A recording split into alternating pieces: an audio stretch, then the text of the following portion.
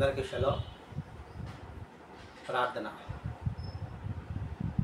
ప్రేమమయుడా, దయామయుడా, కరుణామయుడా, ఆదరణకర్త, అద్వితీయుడా, ఆలోచనకర్త, మహిమాస్వరూపి, పరిశుద్ధుడా, పవిత్రుడా, మీ ఘనమైన నామమునకు స్తుతులు స్తోత్రాలు చెల్లించుకుంటున్నాం. తండ్రి, ఈ ఉదయకాల సమయంలో మాతో మాట్లాడుటకై తండ్రి మీరు చేయించున్న విధానం బట్టి మీకు వేలాది స్తుతులు స్తోత్రాలు చెల్లించుకుంటున్నాం. మీరు మాట్లాడిన దానిని మేము పెట్టక బుద్ధిగల వారమై నీ అడుగడు జాడల్లో నీ మాట వినేడి వారిగా మమ్మల్ని నిలవబెట్టుచున్నందులకై ఒక సహాయం చేసి బలపరచుచున్నందులకై మీకు వేలాది స్తుతులు స్తోత్రాలు చెల్లించుకుంటూ మా రక్షకుడు విమోచకుడు విశ్వమెస్సే నామమున అడిగి పొందుకుంటున్నాం తండ్రి, ఆమేన్.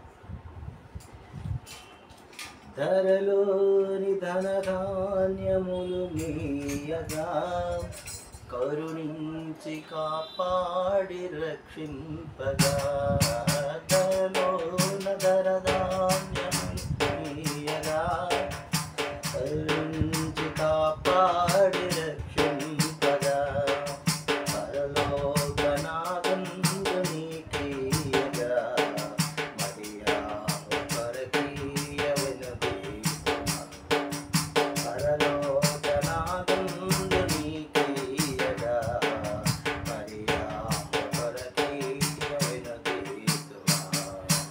ఈ ధనమోనే ధనమోనే ఆశుడై నీ భజనా భాగము నీయా వెనుదీతుమా, వెనుదీతుమా, నీ ధనమోనే ధనమో ప్రియయాశదే నీ భజనా భాగము నీయా వెనుదీతుమా, వెనుదీతుమా. మొదటి సామ్యూయేలు గ్రంథము 5వ అధ్యాయం మనం ధ్యానించుకుంటూ ఉన్నాం.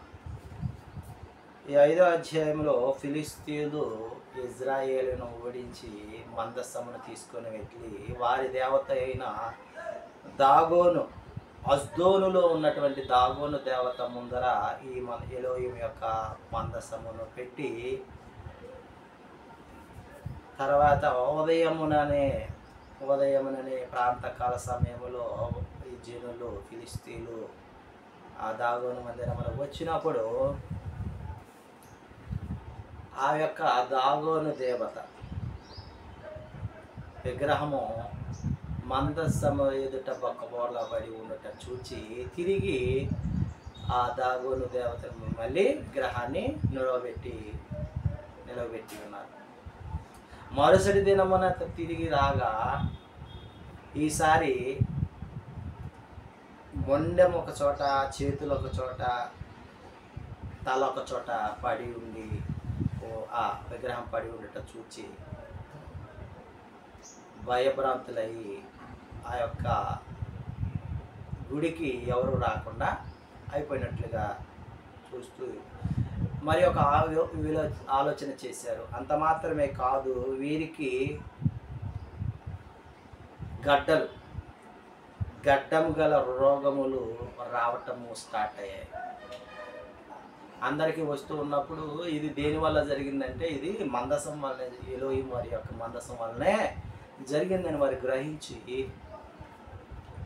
ఆ యొక్క మందసమును గాతు వారికి పంపించడం జరుగుతుంది. ఆ గాతు వారికి కూడా రహస్య స్థానములలో గడ్డలు రావడంతో ఈ యొక్క అదోనయ వారి యొక్క మందసాన్ని ఎక్రోనీయుల వారి వద్దకి పంపించడము జరిగింది. ఎక్రోనీయులు ఈ సంగతిని గ్రహించి ఈ అస్దోను వారు, గాతు వారు, వారికి సంబంధించిన దాన్ని మరణకరమైన వాటిని మాకు కూడా రావాలని ఈ యొక్క మందసాన్ని మా దగ్గరికి పంపించారని తెలుసుకొని వారు స్వస్థానమైన ఇజ్రాయేలీల యొద్ద ఉన్నది కదా, వారి వద్దకి ఈ యొక్క మందసాన్ని పంపించదామని వారు తీర్మానం తీసుకున్నట్లుగా అదే మనం గమనించాలి.